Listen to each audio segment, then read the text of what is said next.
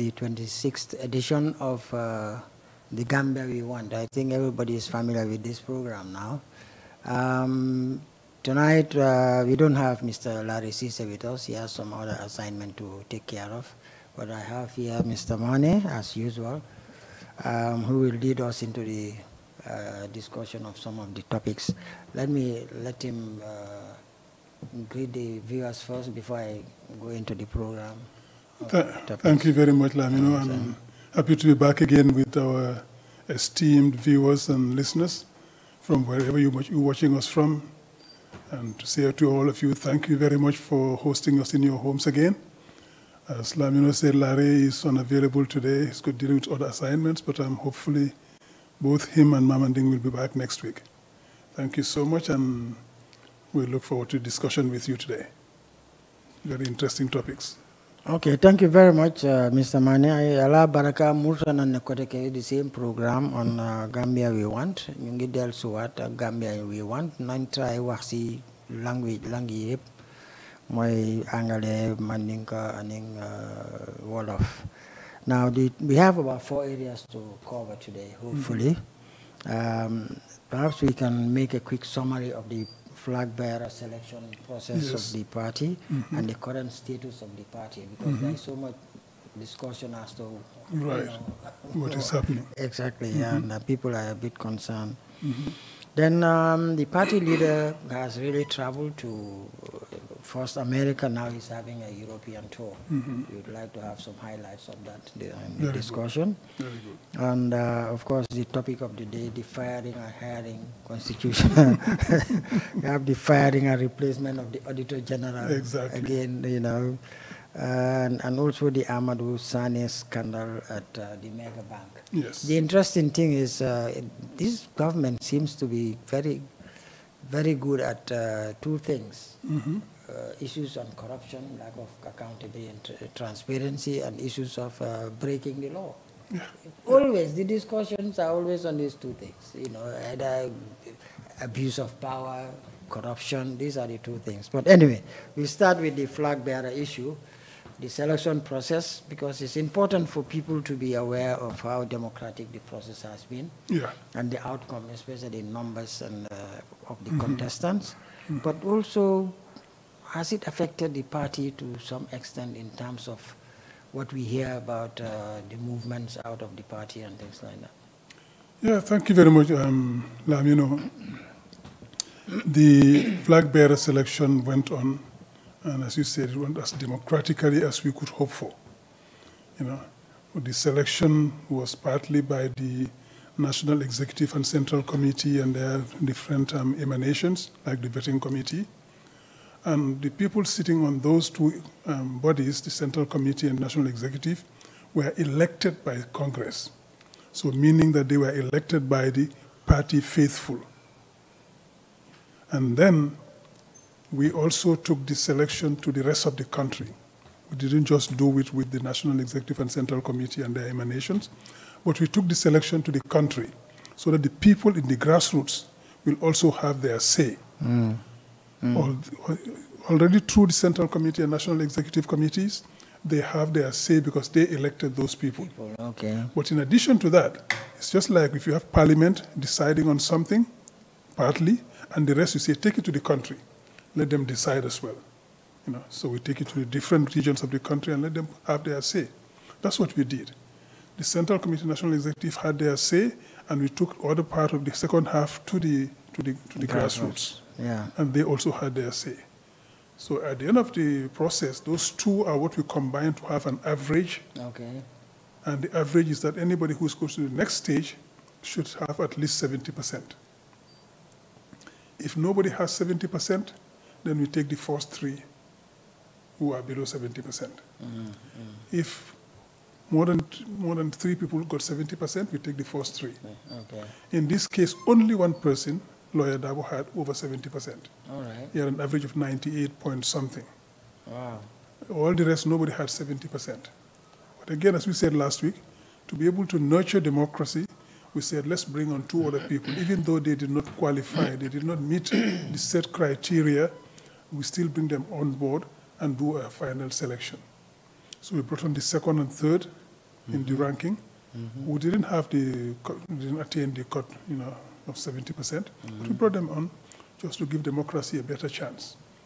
So those three, that is Ousainou Darboe, Amadou Sane, and Bori Toure, went to the final stage. Amadou Sane, UDP, right? Yes. Okay. Right. Good precision. Yes, Amadou Sane of UDP, the former finance minister. And Bori Toure. It reminds me of the Amadou Bass of Senegal, Yes, exactly. The two Amadou Bass. They call them 1 and 2 in Senegal. Maybe we should have that here too, 1 and 2, or A and B. Okay. So Amadou Sane, the original, came second. Okay. And then Bori Toure came third. So they went to the final stage. That's at the grassroots level? No, the final ranking. Okay. The final ranking. All right. In the first phase, which is with the Central Committee, vetting committee of the Central Committee, they, I think 4 or 5 scored over 70%. But at the grassroots assessment, only Mr. Darboe got over the 70%. He got 98 point something. Well, that's then we have an average. Exactly. That's why the basis. And that's where democracy lies. These are the people who go to the polls to vote. So they're the most important. Even though they elected the Central Committee and National Executive Committee members, they are the people who go to vote. So these are the people from the wards, from the constituencies, and from the regions. So we contacted the whole country. So now they had an average of those two, the one from the vetting committee interviews and the part from the grassroots consultations. So we made an average, took an average of that. So to go to the next stage, the final stage, you need to have an average of 70%. Okay. So as I said, since only Mr. Darboe had brought in 2 others, Amadou Sane and Bori Toure, and they went to the final phase. And in that final phase, as we said last week, we take them to the Council of Elders. Yeah, just before you proceed, what I find interesting is some of the names in there are not very well known, so they'll have it difficult going to the grassroots, So they shouldn't blame anybody. If I were on the list, I would have gone to campaign around to say, well, I'm on the list. And, But I don't think they did that. No, not as far as we know, because so the thing is, UDP, we open it to everybody. Exactly. Even the person who joins the party the day before we publish the list, that person can still run. So it is open to anybody, no discrimination, no a priori, so you can all run. So basically those who run, I think half were known, the other half were not really known by the base. No, I'm trying to say that they shouldn't blame anybody. Because if you want votes, you campaign for it, and people should know you. But what I think the process is very transparent. I think some of those people came to, that's my assessment. They came to develop name recognition. Okay. So they came to run. Nobody knows them, as you say, or very few people. But through this process, exactly. now they are known. I get it. So they're probably setting themselves up for the next campaign. That's true. So the name recognition will start playing. It's quite a strategy. Yeah, that's what I think. That's true. So so they did that, and then they didn't qualify, but now people know them by name, etc. So next time they come, they'll probably have a bit more votes. So that's what happened. So the final selection, as I said, Central Committee and National Executive referred the top 3 to the Committee of Elders, Council of Elders. The Council of Elders sat with them to see if we can have a consensus candidate. We didn't have one, so we went for the votes. And Mr. Darboe won hands down, 2 votes to Amadou Sane, 8 to Bori Toure, 55 to Ousainou Darboe. So that's a clear victory. Yeah. And as I said, the vote was conducted by the IEC for us. It was secret ballot. Yes, secret ballot. And anybody who was not happy could have appealed to IEC or to the Central Committee National Executive, but nobody appealed. The 2 gentlemen who ran with Mr. Darboe, Amadou Sane and Bori Toure, recognized Mr. Darboe's victory. And they went to congratulate him and hugged him. There we have the pictures on the screen. Amadou hugging Mr. Darboe. So both Amadou Sane and Bori Toure went to hug Mr. Darboe, and they congratulated him. And they said, we're behind you, we fall in line, we ran, we lost. Now the party comes together. So we went ahead, and then we have our party flag bearer. And this is a very democratic process because, as I keep saying, I think we are the only party who does this. Other parties have their own methods, and we respect that. But we have this. So the base has a say. The grassroots politicians and people in the us have their say. They say who we want. And that's democracy. Yeah. Nobody can fault us for that, for asking the people who vote who they want to choose as their flag bearer. And they chose Mr. Dabo. So democracy requires that we adhere to its tenets, and that is for the people, by the people. The people chose who they want to represent them, and the party went along with it and said, fine, this is who you chose, we give him to you. So you guys run with it, campaign for him, and make him win. So that's where we are. Okay, So but how... Some people... What's the aftermath of all that process? Yes. And how does it affect the party as it is right now? Right. And that's important, because the aftermath is that after that, we had about 10 to a dozen people who resigned from the party, said they didn't believe the process was good for the party. I don't think anybody said it was not fair. So that was not the issue. What they said, they thought their candidate should have been selected. Well, I think So since his candidate was not selected, right. Since our candidate was not selected because he didn't go to the end of the process, he withdrew. So he couldn't have been selected. And because he was not selected, they decided to withdraw. I mean, it's a bit weird because we all want to promote democracy. And democracy is that when the people speak, we respect what they say. Yeah.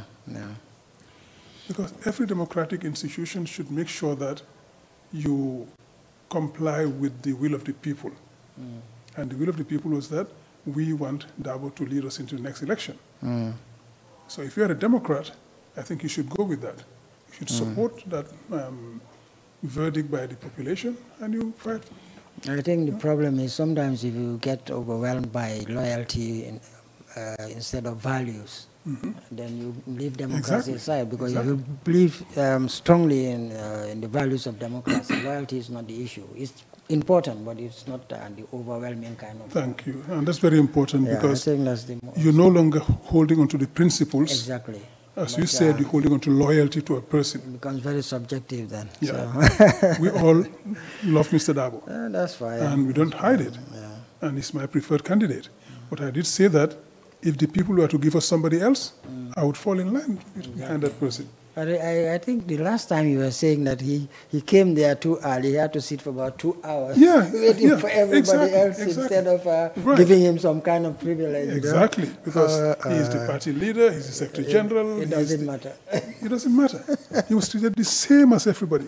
He was asked to come at 4 o'clock. He came at 10 to 4. He didn't go in until 5:40. Okay. That's 1 hour, 50 minutes waiting. And he sat there patiently. No sign of irritation or frustration. No, he sat there quietly in his corner. And all of us stayed away from him to allow him to sit and concentrate and to get ready for his interview. Nobody would have gone to sit with him and have a chat. But for 2 hours, he sat there all by himself to be able to stay concentrated, calm and concentrate on what is coming. So those who have left now, any impact on the party? Because I learned some of them are going around trying to collect. For what purpose? I don't know. But no impact on the party because they left the party and they're going to be replaced. The only thing is, those who held positions who left the party, we cannot fill those positions. We have to wait for 2 things, either Congress, and Congress is it's in another 2 years, almost 1.5 years from now, either Congress or in the interim, the Central Committee. So a Central Committee meeting will be convened to elect the people to replace the press secretary, the campaign manager, and deputy campaign manager. Okay. These are the 3 people who hold elective positions that need to be filled because they are part of the... I would want you to explain that part, that portion in the local languages. Why is there a delay in filling those positions, and what sort of impact it is having on the party for those who have left, maybe in Wolof and in Mandinka. Okay. So that, just that part. Yeah.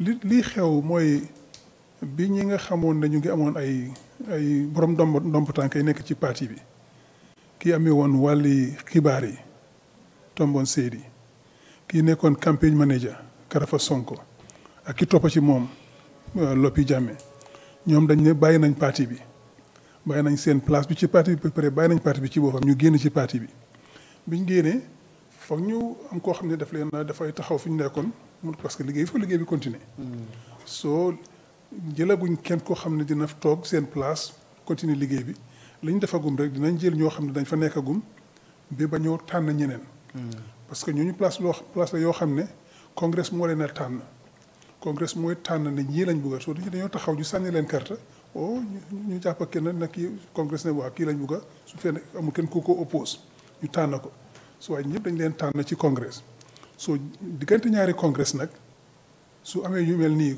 ñu am ñoo xam ne dañ resign central committee mooy def élection tànn ku leen a saytu so fi mu nekk central committee dinañ meeting central committee pour ñu bugg a place yoonu ñu taxaw ne man bugg naa ñu samp seen dënde ñu tànn ci tànn press secretary tànn campaign manager tànn deputy campaign manager so loolu dañ ko def waaye defaguñ ko parce que central committee dañ miitagut su miitee rek dañ am loolu waaye ci fii léegi boobu ñooñu di miit nag am na ñoo xam ne dinañ nekk di def liggéey ñooñu bàyyi woon like for instance léegi media fi Tombong nekkoon wàlli xibaar yi ki toppoon ci Tombong mooy Yankuba Dabo bu Brikama Area Council léegi moom moo nekk media chairperson moom mooy continuer ba central committee di toogee su central committee toogee kuréel boobu noonu mooy tànn kuy nekk media chairman so Yankuba mën naa taxaw ne bëgg naa nekk media chairman ñu tànn ko léegi moom mooy woon député moo toppoon ci Tombong waaye léegi mën naa nekk moom mooy njiit bi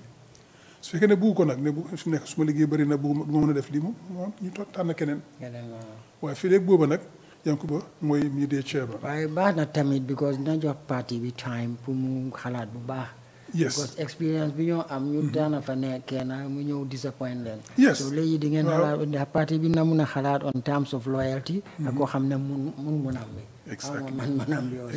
surtout loolu moo gën a am solo it's an opportunity loolu moo gën a am solo parce que ñun li gën a am solo ci ñun mooy koo xam ne am na man-man bi am na sañ-sañ bi am na xam-xam bi that's right it's very important man-man sañ-sañ ak xam-xam I think that's ku am ñette yooyu noonu te nga xam na ku nekk koo xam ne da nga bugg a parti bi te da nga toppali parti bi bugg a def nga di ko ci dimbali ñoo lañ soxla ok soo fi léegi boobu dañ tànn kenn ci ñooñu yoo xam ne dinañ ñëw taxaw ne man bugg naa ñu seet ci ñooñu kan moo ci gën a am sañ-sañ man ak xam-xam ok léegi waxal boobu si ci Mandinka yes ok so birin Yankuba safurla birin Tombong Seri Karafa Sonko ani Lopi Jammeh biri ko yitul ye fuñu parti ko nole andi la place fana ya seyndi place mi yamuta non tombon ne munun kibaru bundal to media tombon ne ma nyaton kotino Tombong Seri yo Karafa Sonko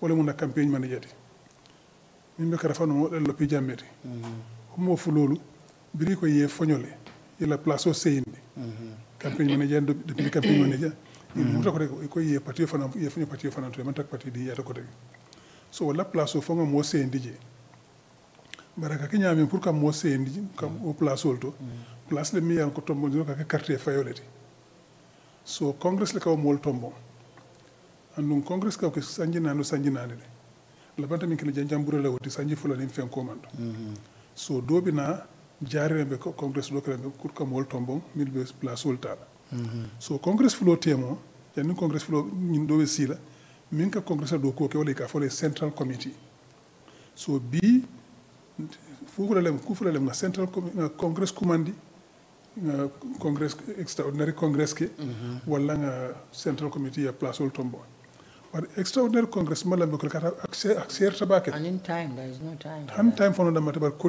di jama balaka dunji pour ka place sabada ma Tombong aman jaral so kono central committee le aussi be benna ye mol Tombong mol na fante lafta mol Tombong wol kono wole ke chairman of the media committee and campaign manager and deputy campaign manager so tulbika koronto nak pour ka katun ka tamal wadu amale la so la luwali wala landi so usente lu wulna la mo Tombong wala mo kote wala mol Tombong hani bita central committee si e mol Tombong central committee dum wala mu jumalti wala na national executive committee ko lu be anin na chairman lu be banko kan So according to the party, Hussein Mansembe so it has to go again democratically. Momo lafta ya apply. Exactly. Then you know and things like that. So it's democracy all the way. Okay. Hussein coming to role more dantang ya sopur ka wol tombo ke samba Central Committee and National Executive.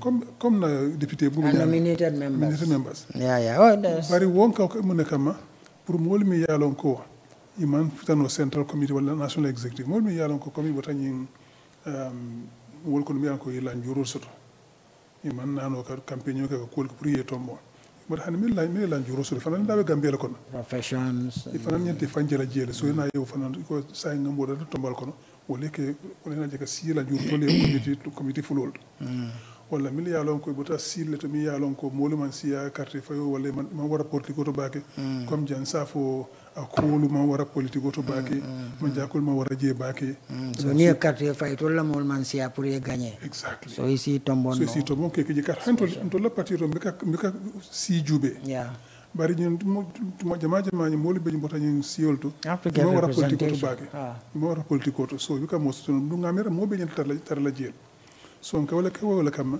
so aka moltombo walla kono so Hussein bi ka moltombo mi yalon ko kon teri lam wala nadia tele wala min la min na gole kala aka moltombo mi yalon ko molle mi yalon ko daji ko soto e man kutu betol soto e fatiyata dum fana mo te kerin la kule man la fi min aka walla to mo ay samana kana tara la njuru toliyeje wala kana tara musoliyeje wala kana tara sioliye min man siyaba ko kambaage so on ka walla so wolle ka sina so wolle be tombondiro kala so janni utema nak be mol tombona mel ko wolle be tarle je folo janni tombondiro kala okay so ka tan wala nyaa ora wosani atale so malong nin kudo ten ci mun sa lafta min fala dron wolle bi nka min moy wolle ko mol bita kam banko kan yayi okay fu mol ko UDP nata UDP to yalla alla la carte dinna alla ID card wala voters card mammoki mammo mon ki wala ni min natale kan ko UDP le en kinan ko la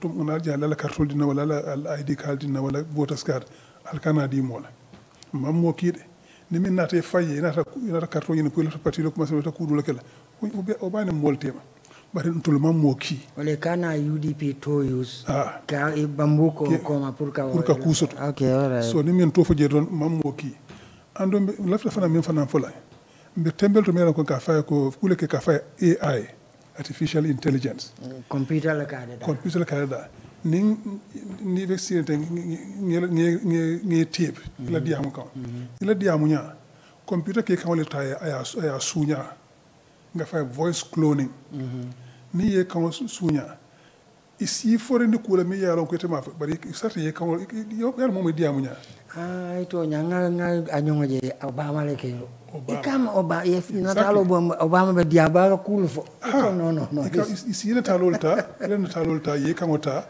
so si fore ni kula mi yalon ko ma fa so saje la isi la min isi be diamu la min manela mu nyenti ndere mu la min maneti nte mala fi nyinna mala fi kare la kare kete yam for ni kuma la wata ndama nene mafu so bi ne momo natali kan ani recording nata e fen tape ani natalo fa because they can even bring a video it amaril kadiam exactly you know ina fe ni nata wala ni audio nata wala video biko lamo fa useni fa kanyem fo al kanale la useni mo audio da am video da kam mo ki mo kan par kuriya wara na sa dunya kono de isano le wota ay Senegal ye fenketa wada ya ke ko atele be diamu kan wada I remember that ama me fan karfula ko vanto ya nyango ke ye Macky Sall ni Adama Barrow bondi ibe pachanga don inko yo wosi fali kawol kele do fa ya Adama Barrow ni dole bondi abe kelola which is you know be computer la ko yes Adama le kelola wala Adama do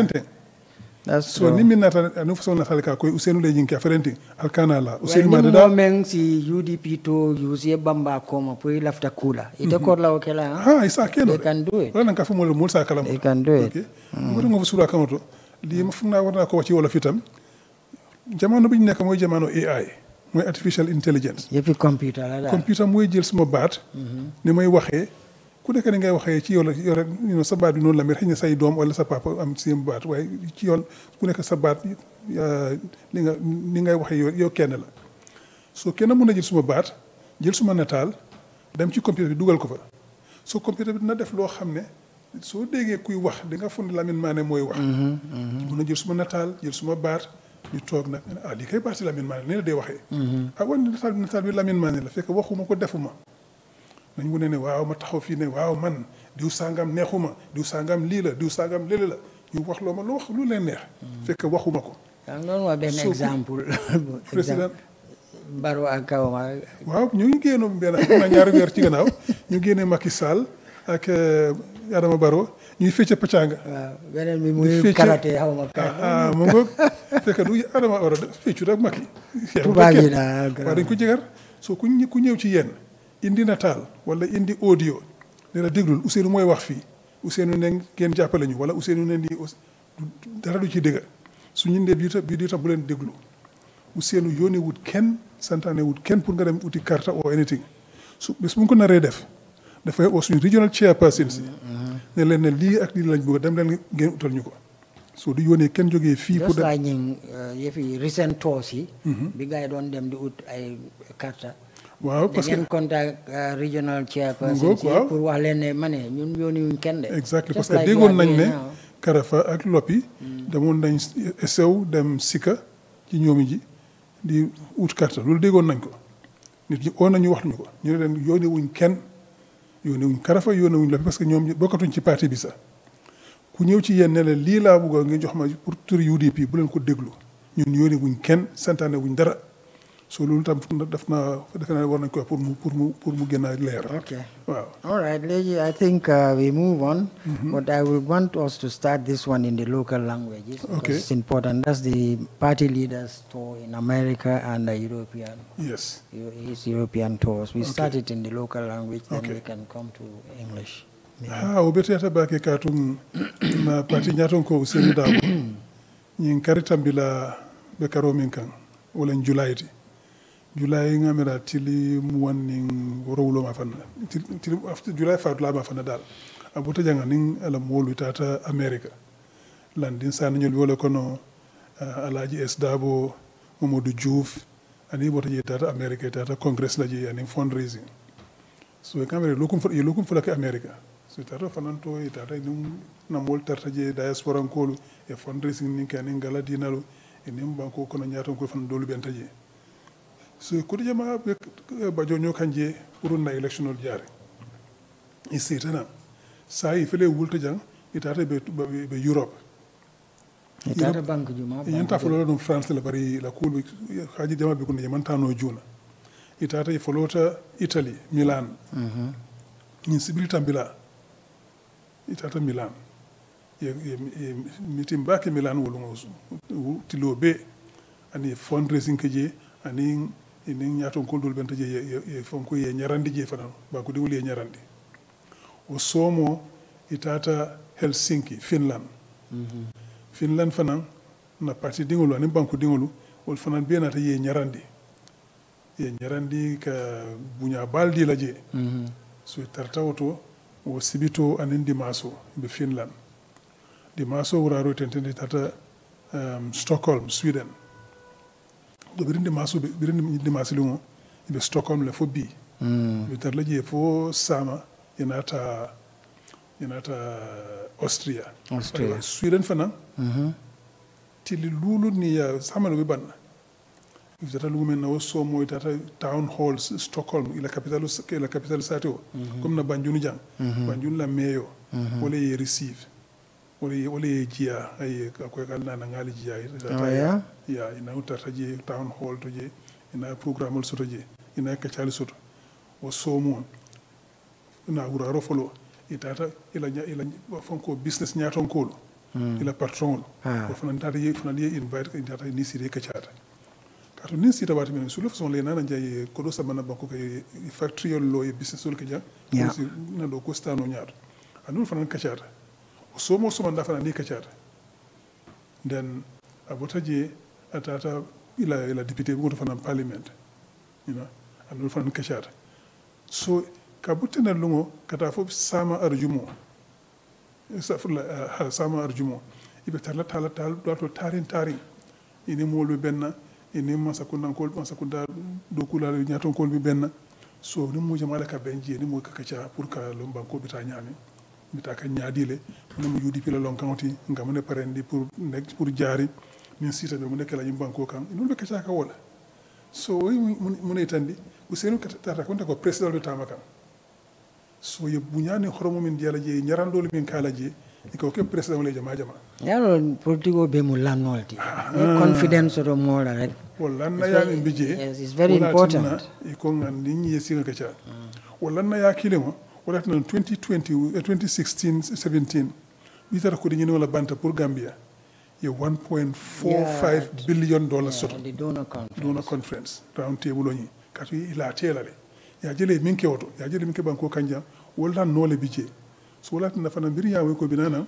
mol ko lafsan ne kacha katu wala ko jaren to lebe sila andu nin sita ni be do ko kelale so ko sai naka kacha bari min sina wurna wol ni bota Stockholm sama ibita Austria Vienna itara Austria fana fotili nani lulu ni bota Austria yeta Spain ni bota Spain yeta England Birmingham bari udan bankolu be tara dawdan enim banku jaton kol sikacha ina pati dengol sikacha je diaspora kol isi fundraising ke e ko do soto je pour na next jaar campagne yenta folo la France min de mantano je ñu wati France fanal be kelo la pour seenu sitan affaire kay tafu de fanal ma really finally okay malon fu ba ke kadu bi fan nañata damel buraro kaji be fasi wati dum xana ba tili kidim fulati ay wota tafu kadu France ko non fanal tajele la na ñan du kare man nano je say du kare ti dantandin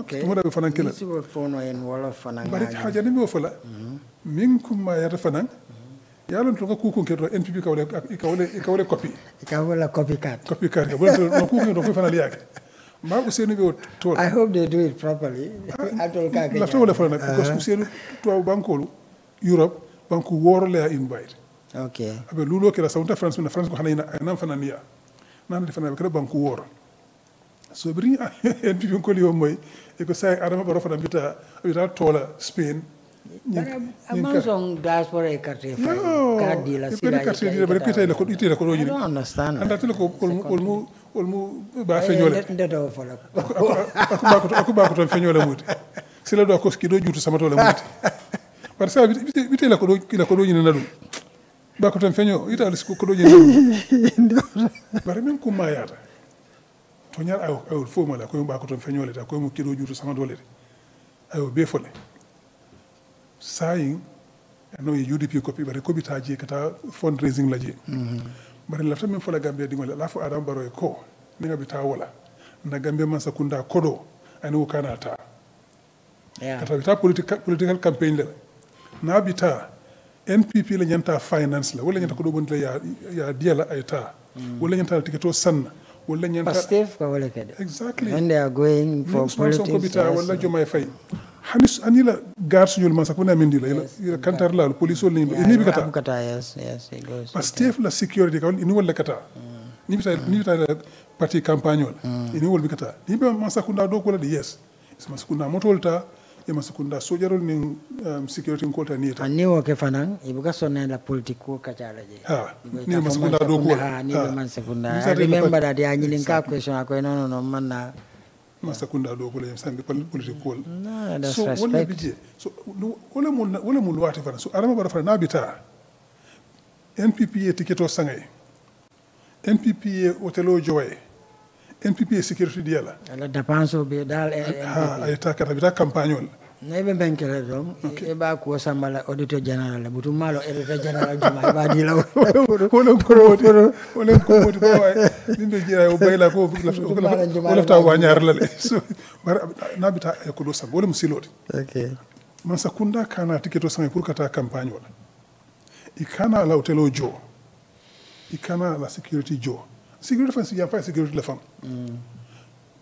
na kanyante modanta bari ala tiketo ala hotelo ala domoro ko be MPP la yanta jura kata political campaign der let's go to Wolof now so le ñoo wax ci Wolof moy ne Ousseynou Dabo mu nekk di wër àdduna si parce que ñëpp a ngi ko invite fi mu dooree woon mooy Amérique mu ngi demoon Amérique July ba August def na ñaari semaine bi mu nekkoon Amérique mu dem foofu noonu parce que dañ koy wóor pour mu dem nemmeeku leen dem na fa dem am fa gala dina fundraising mooy daanaka ut xaalis pour suñ campagne yi déwén. ba pare tasee na fa ay borom ndombo tànk yi nekk Amérique tam ñu waxtaan diisoo seet naka la ñoo def buñ toogee déwén UDP jël nguur gi. nan lañ mën a def ak UDP nan lañ mën a dimbalee nan lañ mën a liggéey ku nekk mun cee am sa ak sa yelleef ak mu nekk win-win waxtaan nañ cee moom mu ñëpp si Auguste. semaine bi passé nii ajuma ji passé nii mu jógee fi dem Europe tam mu ngi waroon dooree woon France. waaye fekk mu ngi jàppoon fi am lu bëri yu mu mën a def war a def mu tourné dem France mu jéggi France dem Italie mu dooree Milan so samedi bële demoon na Milan ñu am fa fundraising ak gala dina ñu defal ko awards mu diisoo ak borom dëkk yi foofu noonu mu jógee Milan dimanche mu dem Helsinki Finland. daanaka liñ fi ñu ko woo rek li mu war a def dafa bëri xam ne du mën a yàgg a fenn Milan dafa dem Italie mu fa doon am 2 fan waaye teel lu na jógee fii benn fan rek dafa mun a am def li mu def yëpp ci benn fan bi continuer dem Helsinki def li moo def Helsinki itam ñu am fa gala dina am fa decorations yoo xam ne jox nañ ko borom autorités yi nekk ci réew mi ak suñ gars yi diaspora ñëpp teeru ko jox ko yoo xam ne daal ñëpp bég nañ ci orma ay pare utam xaalisam ci la bokkoon def na loolu Helsinki am na fa 2 fan mooy dimanche boobu ak lundi bu jógee fa xëy dem Sweden Stockholm même fa eggee borom dëkki Stockholm seen meeyo bi moo ko dalal mooy capitale bi capitale bi waaw capitale yi Sweden Stockholm seen meeyo bi comme fii Roxi Malik Loo fii rek Roxi Malik Loo yi Sweden moo ko dalal ko nekk ci town hall bi dem nañ fa 2 waxtu ñu jógee fa ci ngoon si seen patron ñi de xam ne ñoo amee compagnie si ñu itam dalal ko toog waxtaan ak moom seet diisoo moom ci bëccëg bi talaata gars yi owaayat ko mu toogaat ak ñoom borom ndomb tànk ci seen wàlli koom-koom ñu toog mu waxtaan ak moom seet naka la ñoo def pour Gambie naka la ñoo dimbalee naka la ñoo liggéey Gambie bu ñu toogee 2026 naka la ñu mën a liggéeyee Gambie démb mu dem ci parlement bi kuréelu député yi. kuréelu député yi ñoom ñoo ko dalal démb. waaw kuréelu député ñoo ko dalal démb toog ak moom waxtaan ak moom diisoo ak moom seet naka la ñoo defee ba tey rek. that's in Sweden. waaw in Sweden. in Stockholm. so tey ak ëllëg na nekk di wër dem ci yeneen fànn yeneen gox yi ci biir Sweden di fa dajeek ñeneen borom ndombo tànk loolu lépp li mu wane rek mooy Ousseynou ci dañ ko góom.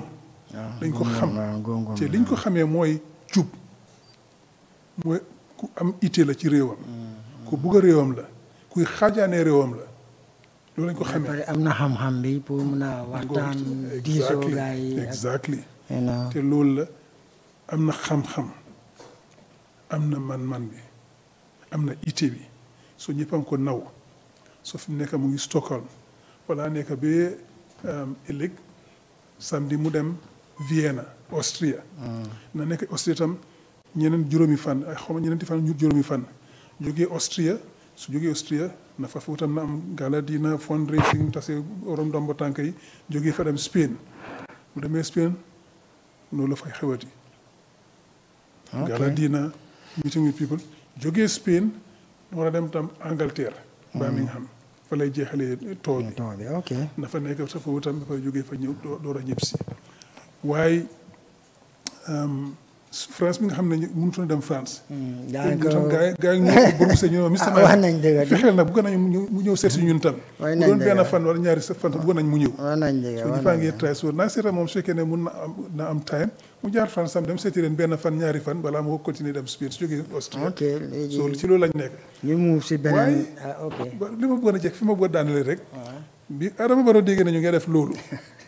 xam nga ñoom lu ñu def rek foog ñu toppandoor ñu. well nañ toppandoor seen selection process yi. leadership I think they should do ak jox diaspora bi carte pour ñu mën a sànni carte. waaye ñu ne déedéet ok ñun tam dañoo dem Spain.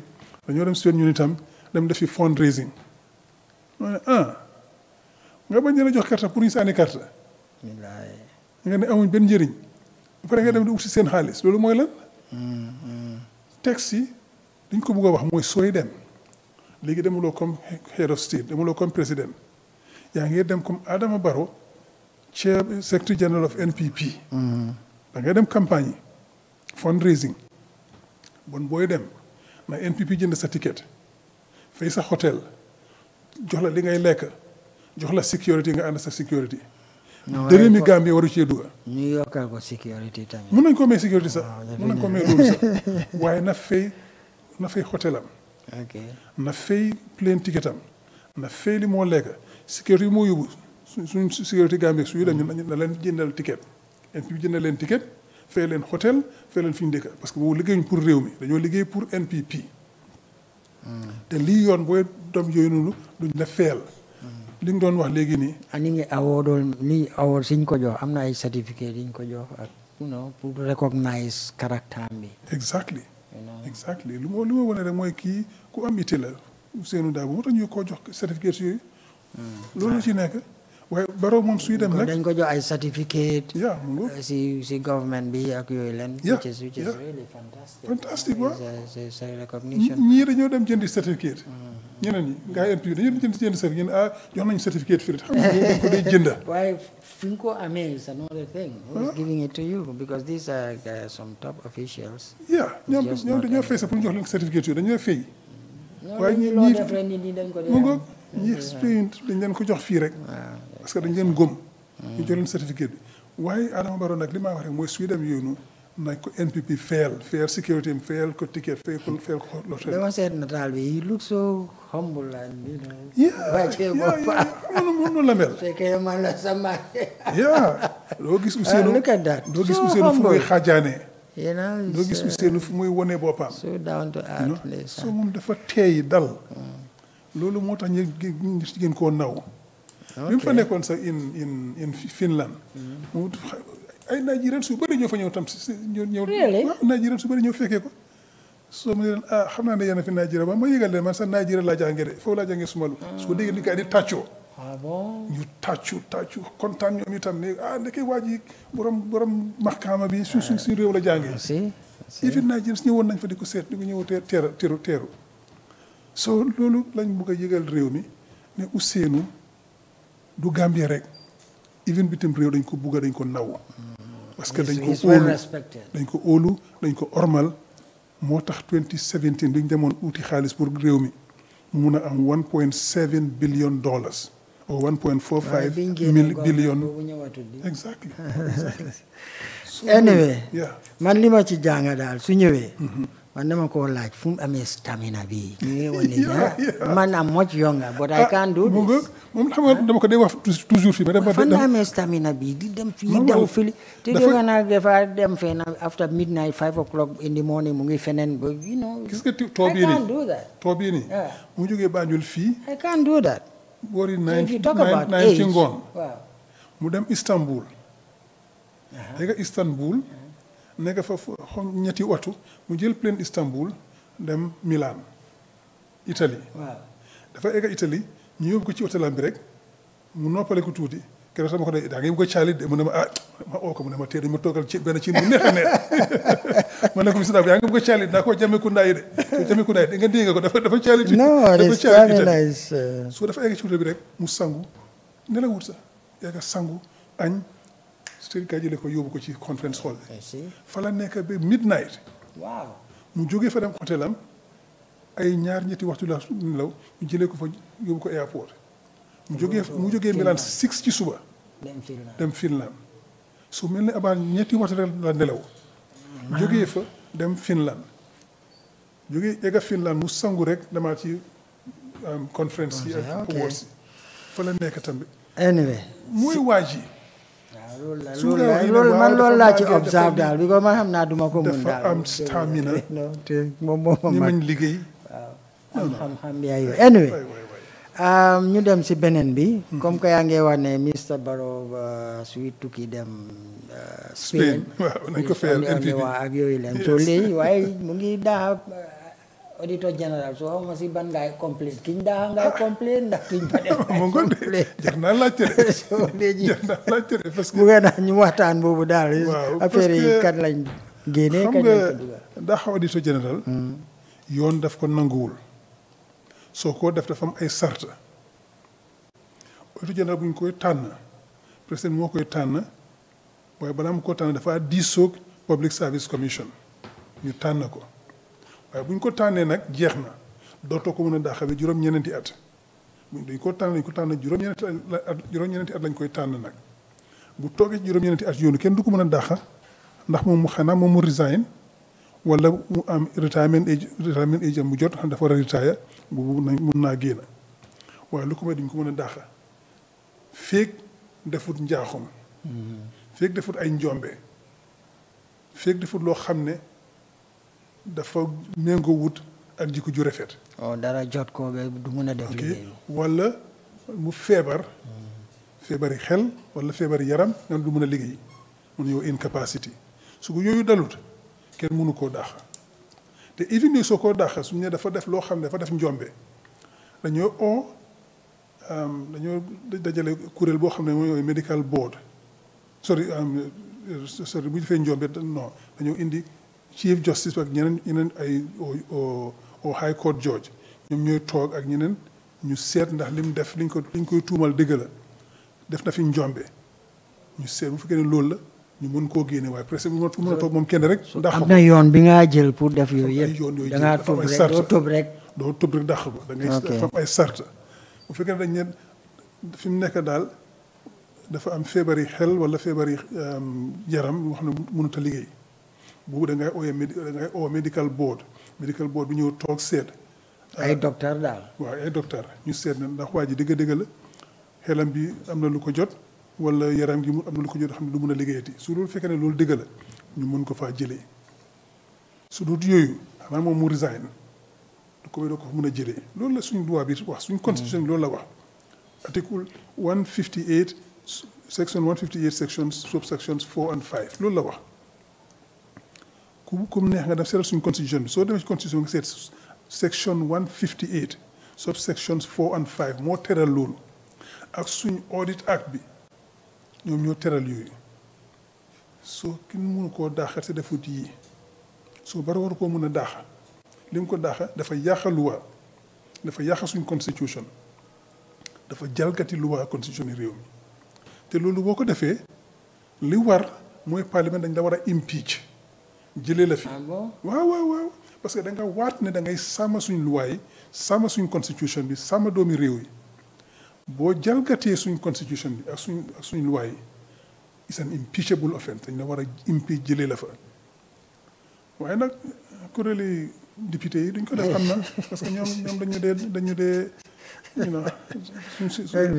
waaw explain boobu tamit ci sooseel ñu xam parce que i kamem fonum ko baro fana lafta la Spain ala partito yala ba dapanso men nyanta kala je man nyanna bola man sakuna so woton ka foy ko ni womu woto ye auditor general safe ko butibe men safe la mo lom fa be kala ye men baylang bang foy men tuje be wala ka fay ko ka dan ko do exactly ba nente ba kala dum mi ye min bay luwa wala sindi de wala bi jam lafta safe la okay bari ko ni safe do kuti kala ka to yew bandi jele sembokan okay bari wala jakala warta ka to baro ko ako nga démocratie sin londe bari ko sembo do tade banko kan min diata jembe wala kela alte kuno la je wala da ngala 2024 constitution o bay in fact ngama ñing audit fenke selection ko fon bandi jele ani ñindo nak yaaya jamme na la kumbe o yawo ki you know it's very interesting parce que sembo beta mo bigul ka def ate ya bandi je ya jamme o ya kenu je ate o bandi je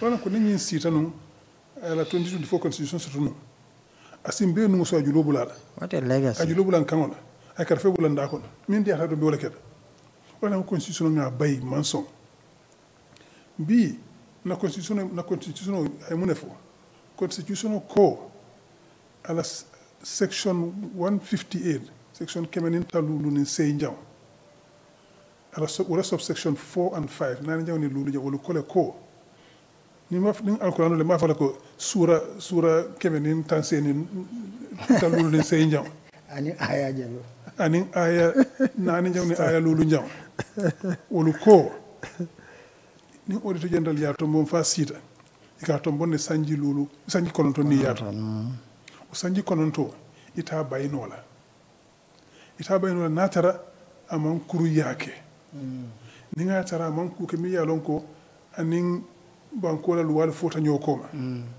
aman tara akuranta de hakit sonno me kuran wala jata kuran min sabal do ko wala na so de kuran soto wala jata kuran so me do ko kenola o fana nyanta fali do keje wala fana pour ka fali serato le bi yed presento wulnol da ay afko mba bondira jeli kata man saxaya ni nga to sonde me kuran le bala amando ko keno ibe medical bo be docteur le sindila docteur le na ya jube ya la ko jube ya examine e ko to yalla le carré sonde me kuran bala do ko keno wala jata kuran bala me an ko bala do ko keno la to mo sa nga bondi nga mo do sambana ni wo man soto ita bayno la ni nga tara nak ay kuru yale ke ibe high court judge ibolle sambana yen fana ni si mo dan tay si ya kitindi ka jube ning ayatari ka tu mi na wala ke ay kuru yale ke oto isa bondino oto mo neta wala ko to nyale ka même fu ya tu mi na wala ay kuru yakele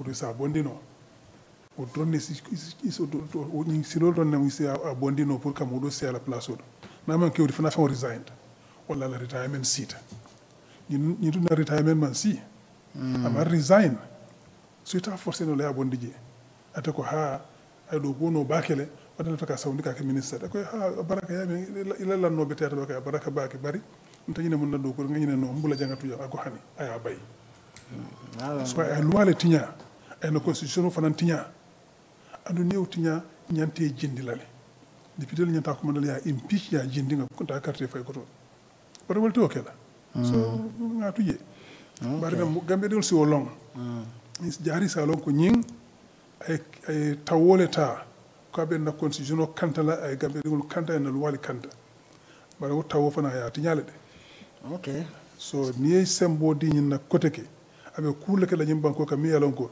ya jame samba dame fana fana samba la wala to ndenga nga ku fulale sute nyim man sakundala ko bi kachal men be kake aka base ku fulale kan kame abuse of power ka sembo jay ka luatinya always sembo jay ye luatinya men ni loi mantaño le yo yes always that's one number 2 is corruption always mol be ka complain yin donne ka fo kaja ko do tinyata janna akasara ta janna adunta janna kari ngenata katu mina wolto te mega bank case ni the same thing ni nata ni auditor general ta wala abuse of power do sembo ben telem president be nyen kala yake you know mota kuno la je and things like that but well, it's not a very good legacy as far as I'm concerned.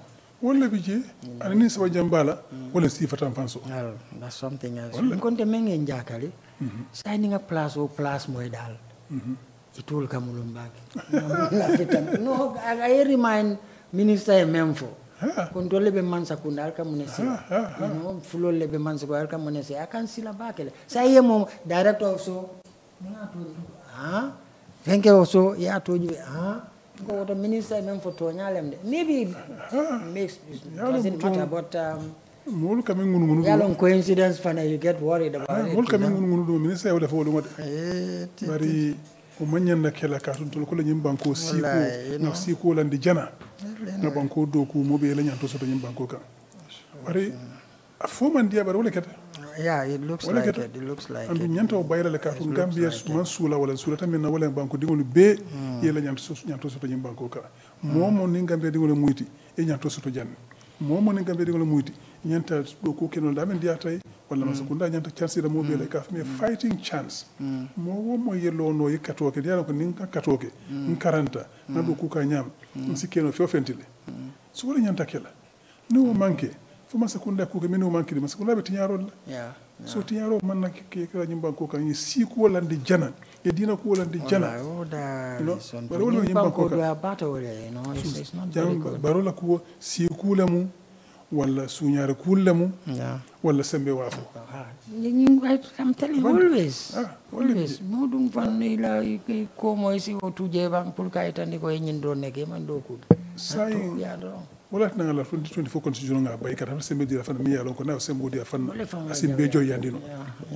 So ninga bula jam kote ke ninga menol ministère fo nyim bula jam kote ke asita jam kote ke. Ay min kala nyim banko kan. Ya jambe ta officiel of defam. And mo def kam ruwoto. So nga fere ke nga nyim kendi nga fadin jare nga mo samba na mi yalon ko comme Ousseynou Dabo ñol façon isi banko do ko. Nisi ta angale kaunto demanding party leader histo in Europe and America and the kind of awards he has and the type of people we met over there, you know, and the tightness of the schedule, you know, and that's the stamina really behind, because that impressed me a lot. Yeah, exactly. I think also you combine it with this firing and replacement of the Auditor especially connecting it with the fact that the president wants to go to Spain, but you are saying that he must spend his own money, and that is the party's money and not the government's money. Exactly. So I was wondering whether you are going to complain to the current Auditor General or the one that that was fired. So if you just quickly get me that before we go to the next. Mr. Davo, towards the end of September rather, he went to the U.S. because he was invited to the U.S. He spent a fortnight in the U.S. At the gala dinner organized by the Seattle chapter in the U.S., and then he met a number of authorities whilst he was there, and a number of diaspora stalwarts whilst he was in the U.S. He was there for 2 weeks, and at the gala dinner, in one night, they raised $111,000.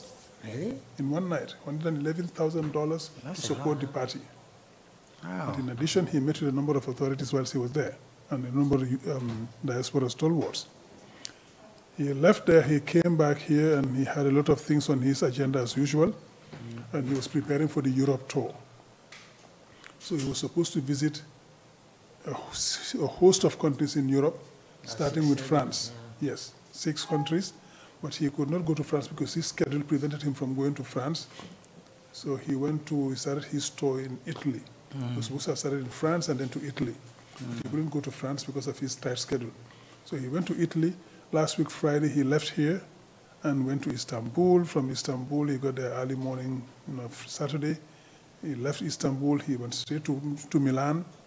He arrived in Milan, and he just left the hotel, the airport for the hotel. He just changed, had a quick lunch, chased his lunch around the table, and then headed for the conference center, where he was the guest of honor at the conference, and then he received some awards there from the local authorities, and he met some local authorities.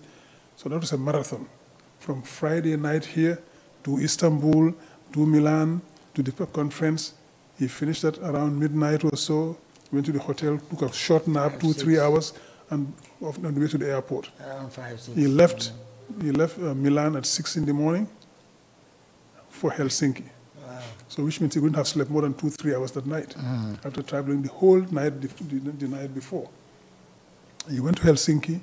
He was received in Helsinki, given awards by one of the institutions there called CC Educare Oy, and the government authorities. They gave him awards, and he met with the local authorities. He met with the diaspora, and then on Sunday he went to Stockholm. So that's a marathon. He got to Stockholm. On Monday he had meetings.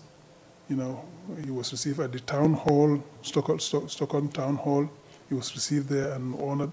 And then he met in the afternoon, that was in the morning of Monday. Then in the evening, he met with the business community, in the Swedish business community. He met with them in the afternoon, and then Tuesday morning, and then he had other engagements. And then yesterday, Wednesday, he was in Parliament. He had meetings with parliamentarians, etc. Yeah? Today, That's interesting. Today is continuing a whole series of meetings today as meeting well. Meeting with a country's parliament is quite an honor, Exactly. It's received in Parliament. And the honor and the trust that, was bestowed upon him, And then today and tomorrow he'll be meeting with other people, other authorities in other parts of the country, not just in Stockholm. So he's leaving Stockholm and going to meet other authorities in other parts of the country. And then he heads to Austria on Friday. Saturday, they have a fundraising and another major event in Austria, and meeting authorities in Austria as well. From Austria, he heads to Spain. Okay. You know, that's where Barrow too is going to later. Exactly. Okay. So from Spain, Mataron and Barcelona, he will go to, and meeting authorities, he will go to the UK, Birmingham. That is the tour he has. But between those tours, you know, he had to skip France. And now France is calling me every day and say, look, Mr. Mane, you know, we want you to arrange with Mr. Abu. We want him to come here, spend a few days with us, a day or two, because we also need to see him. So we're working on that. Maybe he might be able to squeeze in something. I'm going to call him tonight and see if we can squeeze in a day or two in France, you know, because they're also clamoring for him. So that is what it is. Okay, so when NPP heard about that we were doing this, they organized their own tour as well in Spain. So, after rejecting diaspora votes? Exactly. He said the diaspora are irrelevant in the country. You know, he called them by some very unfortunate names in Mandinka. Yeah. But I won't repeat that for the sake of decency. Yeah. But he said those things about them. And now they're telling us that he's going to Spain on the 4th of October, ahead of Mr. Davo's arriving there, you know. Oh, really? Yeah. Oh. Yeah, Mr. Davo will be in Spain on the 14th. Oh, I thought it was all going to be scheduled after. No. He wants to go there, you know, and try to, you know, upstage him. But that won't happen, you know. Yeah, well, let's see what So he's happens. going to go there now. But what we're saying is, okay, Mr. Davo going, UDP, we paid for everything. Yeah. If Barrow is also going for the same fundraising, NPP should pay for it. That should not come from the government coffers. This is not a government activity. Okay. This is party politics, pure and simple. So if he's going to Spain, NPP should pay for his ticket, for his accommodation, for his food, and everything. Normally, even the security officers should not be from the state, because this is a party political thing. But we can let him have that. He's the president, we give him security. Go without security. But if you go with them, feed them, buy their air tickets, and take care of everything, because we assign them to you here, or when you go in an official mission outside, they go with you. If you're taking them on a private visit, it's okay. Pastef does that anyway. Yeah, Pastef does it. When they go, they leave. If they go on a private issue, party politics, not even the national security officers go with them. They leave everybody, from the soldiers to the gendarmerie to the police. They all stay put in Dakar. They don't go with them. They go with the Pastef security. Because they don't want to have that confusion between the party resources and the national resources. So that's what's happening here too. So Barrow should not confuse the national resources with NPP resources. If he's going to Mataran for a fundraising for NPP, not for the Gambia, he should go on NPP resources. Okay. So that's what we're saying. So anyway, President Barrow, that's great. let NPP pay for your trip and the trip of people going with you, not Gambia government, not my tax dollars, not his tax dollars. His tax dollars is rather. Yeah. NPP pay for him. You have to complain to the Auditor General. I don't know which one it will be now. That's the problem. That's the question. Anyway, who do you complain to? The interesting thing is the legacy of this government. Anytime there's a discussion in the media, are two things: abuse of power and corruption. Yeah. And the third factor, you are saying ethnic politics. You know, it's just very unfortunate. Every time there's a discussion, it's a scandal on corruption, a scandal on abuse of power, the way they are treating the citizens, and then maybe some kind of ethnic politics. Anyway, maybe we can come to the final topic, that is the Amadou Sane saga and Megabank. I think that's something else. I think last time you dealt with it. But the interesting thing is, I think the minister came out to debunk or try to debunk whatever was said. So it will be interesting to see what kind of response we have to that. It is unfortunate because the minister was saying he wasn't aware of this funding of Amadou Sane, the president's nephew. He wasn't aware of the amounts of money that were extended to him, etc. But he was the Minister of Trade at the time. His ministry wrote to the Central Bank and the Ministry of Finance And he signed that. Oh, really? And today he's saying he can't remember having done that. Why are people behaving in And then this he manner? goes to say, oh, actually, Mustafa case one day, Dabo did not contact me, you know. When That's he did not the was issue. And actually, Mustafa did. And the documents that were there were sent from his office when he was minister. So if you didn't know about that, it's another dereliction of duty. But more importantly, when they did that, Amadou Sane was given sovereign guarantee for those loans. A sovereign guarantee should not be given to a private individual, private citizen, doing his private business. Because it means that if he defaults, you and I and the rest of the Gambians will pay for that. Yeah. No, He's a private IMF business doesn't operator. allow that. IMF and World No Bank. financial institution allows that. He should not be given a sovereign guarantee.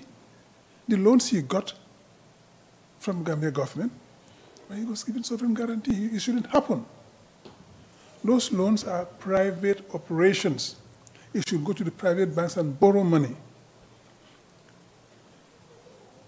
That's the confusion we have in this country. Confusion between national resources and personal resources.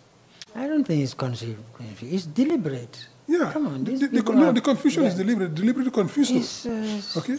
And even more importantly, from all that we see, when he took those loans, there was no collateral given for any of those loans. So, what is the collateral? We have a problem in this country. I guess his collateral is Barrow. And you want us to progress, you want to develop as a country, and you just flout laws, even financial at the central bank level? Yeah. So, that's not the central bank's niche. God help us. Central bank is supposed to be working on our financial and monetary policies. Certain economic sectors, they can intervene, but under very strict conditions. These sort of things should not happen. But we see it all the time. This gentleman was given $900 million by Mega Bank, and Mega Bank was sold for the same amount, which makes us ask questions, what is happening here? This gentleman was given a loan of over $200 million, supposedly to import rice and food commodities. He was given the same amount with the former GPMB. Now I can remember they've got this long, name now. I don't even know what it's called, but it's former GPMB, former Gambia Produce Marketing Board. They were given on the same loan, same amount.